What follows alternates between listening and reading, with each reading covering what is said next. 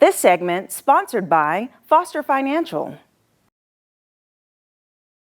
Welcome to Wealth Wednesday, giving you your weekly dose of financial insight with Caleb Doan, the Vice President of Foster Financial. Hello, Caleb. Hi. Welcome. Thanks very much. Yes. All right. So we're in the fourth quarter, and so we're going to talk about financial planning for the end of the year. And this is some really good stuff because I think we all need to know what to do. So what will we be discussing today? Yeah, we'll be talking a little bit about Roth Conversions. I think there's kind of a list of things that I think are helpful for people to get done by the end of the calendar year. You know, there's a lot of things that are able to get pushed until the end of the tax year, which is, of course, is, you know, next April. But there's also a whole host of things that need to be done basically by December 31st of this year. And we're, you know, regardless of how far it is away, I drove into work this morning and like this tree kind of in our parking lot, all the leaves were already off it. So, I mean, it's just a rude awakening that I guess fall is kind of here. So I'm not ready. I'm hanging on to summer. Yeah, I know. Exactly. Okay. So what's the first thing that we have to do in order to start planning? Yeah, good question. So there's kind of a list of things. Today I'll focus on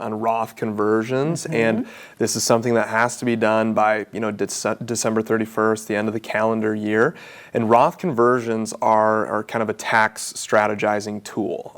Basically what a Roth conversion is taking money from your pre-tax retirement accounts, whether that's, you know, 401k or an IRA, whatever it might be, moving some money to a Roth account. And then you actually send a little piece to the government for taxes, kind of in that process.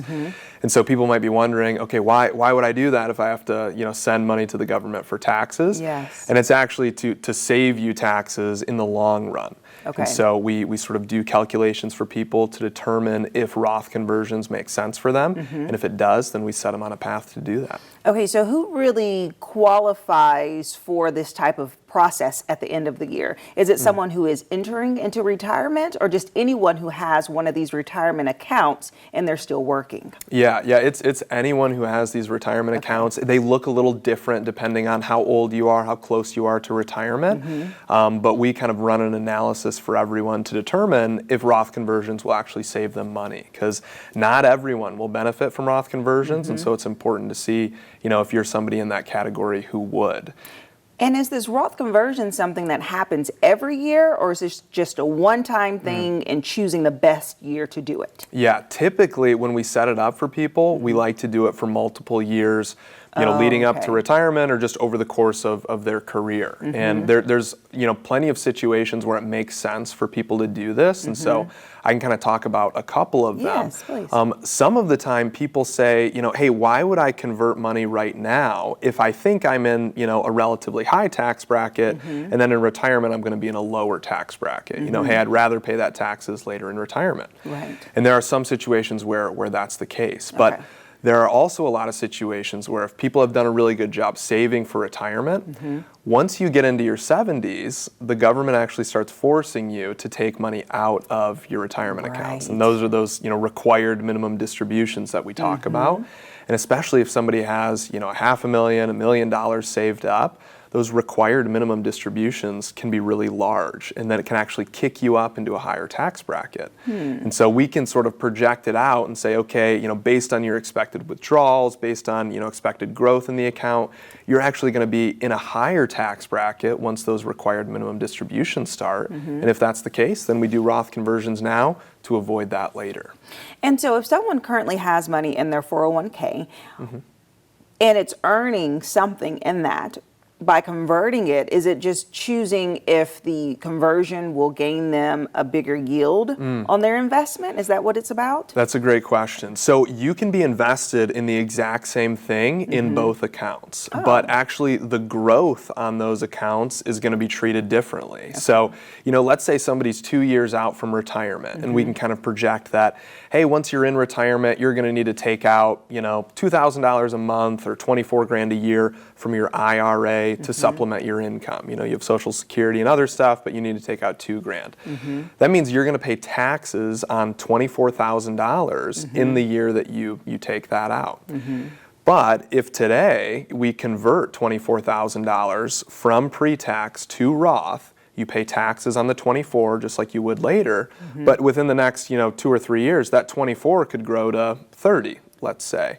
And if it grows inside the Roth account, you never pay taxes on it again. And so you can pull out now that 30 and not pay any taxes. So you only paid taxes on 24 grand. And so that's one of the strategies we use to help people.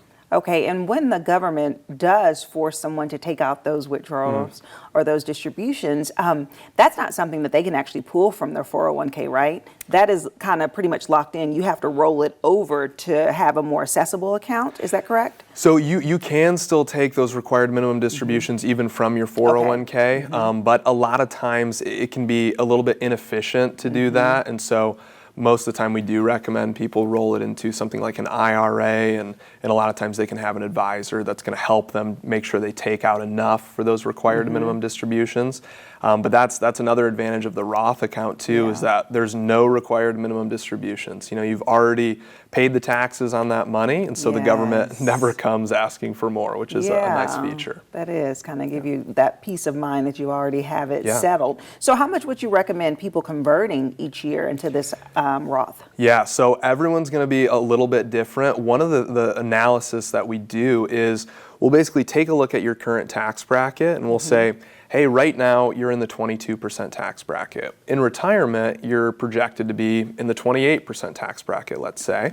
And we can actually look and say, okay, you have, $30,000 of room in your tax bracket before you hit the next one. And so we'll convert $30,000. That way the amount of money that we're converting keeps you in the same tax bracket, and you get to pay it in that lower tax bracket than in the higher one later. And the other thing for people to consider is that there were tax cuts in 2017, okay? So it shifted the tax brackets down.